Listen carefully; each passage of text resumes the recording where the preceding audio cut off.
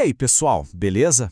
Bem-vindos a mais um Explainer. Hoje a gente vai falar de um assunto, olha, fundamental. Como é que a luta de muita gente, lá na rua, acaba virando lei aqui no Brasil? É uma jornada e tanto, e a gente vai desvendar ela juntinhos.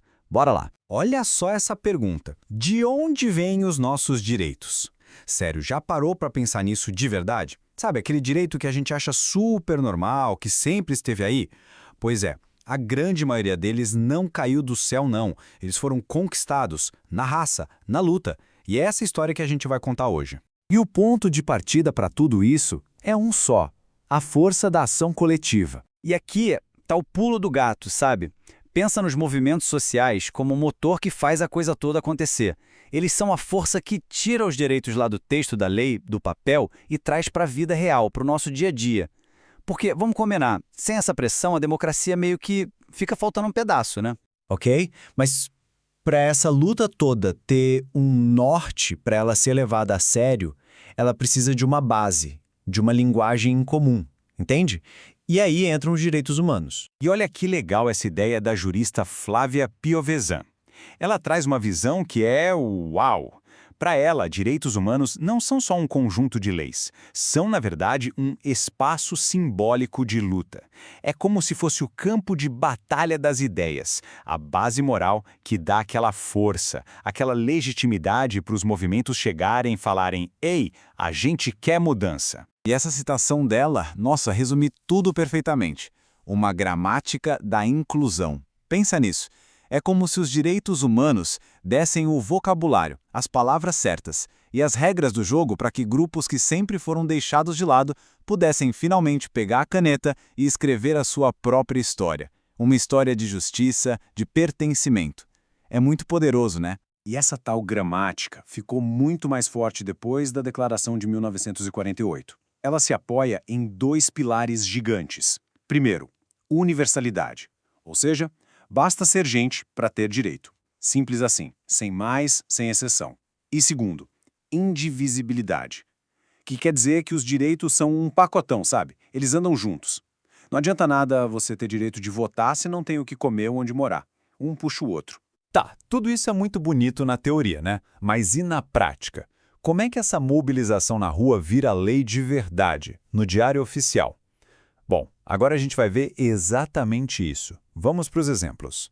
E vamos começar com um exemplo que, nossa, todo mundo conhece. A Lei Maria da Penha. Essa lei não surgiu do nada. Ela é fruto de anos, de décadas de luta incansável dos movimentos feministas, que foram para a rua, gritaram, exigiram o fim da violência de gênero. Foi essa pressão que criou uma das leis mais avançadas do mundo para proteger as mulheres.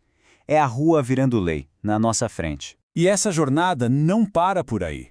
Ela se repete em várias outras lutas. Pega o caso dos migrantes, por exemplo. Por muito tempo eles lutaram para serem vistos não como um problema, mas como pessoas com direitos. E foi a mobilização deles que levou à nova lei de imigração, uma lei que finalmente fala em dignidade, em acesso igualitário à saúde, à educação. É o mesmo roteiro de conquista. E às vezes, a vitória vem de um jeito um pouco diferente. Olha o que aconteceu com o movimento LGBTQIA+. A luta deles levou um decreto que foi um verdadeiro divisor de águas.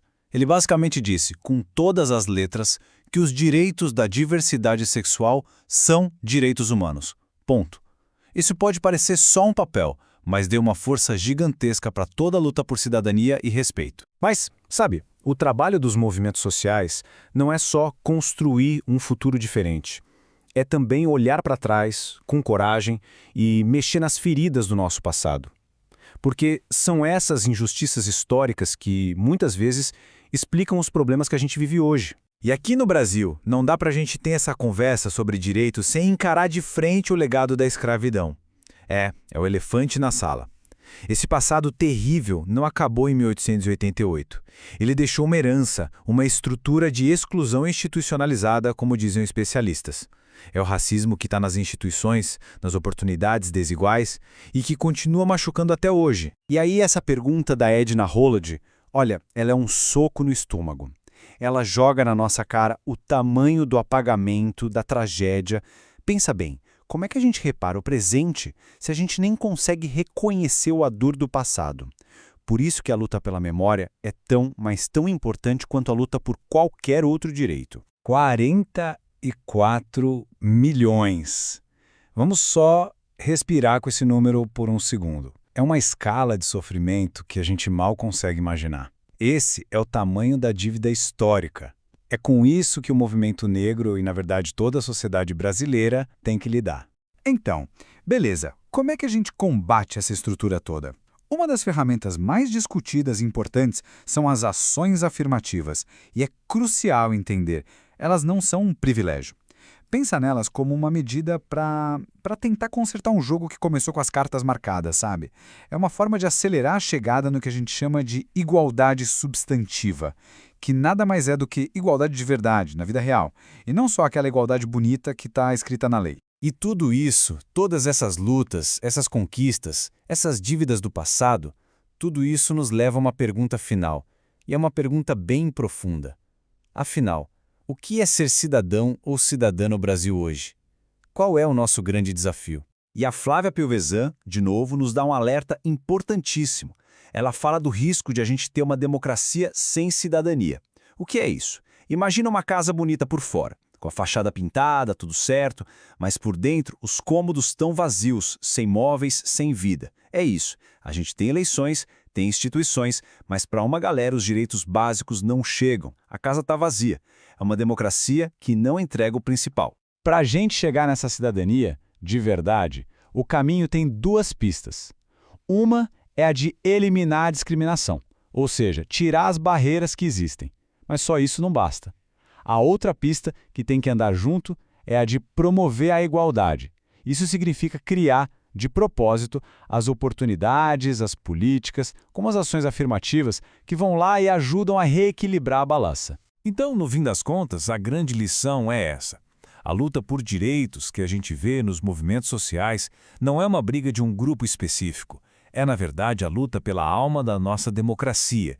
É a batalha para garantir que ela seja de verdade, que ela funcione para todo mundo, sem exceção. E para a gente fechar, eu queria deixar essa reflexão com você. Essa história toda de luta, ela não está nos livros de história. Ela não acabou. Ela está acontecendo agora, nesse exato momento. Nas ruas, na internet, naquela conversa na mesa do bar. E a questão é, nessa história que está sendo escrita hoje, qual é o seu papel? Pensa nisso. Valeu por acompanhar a gente em mais um Explainer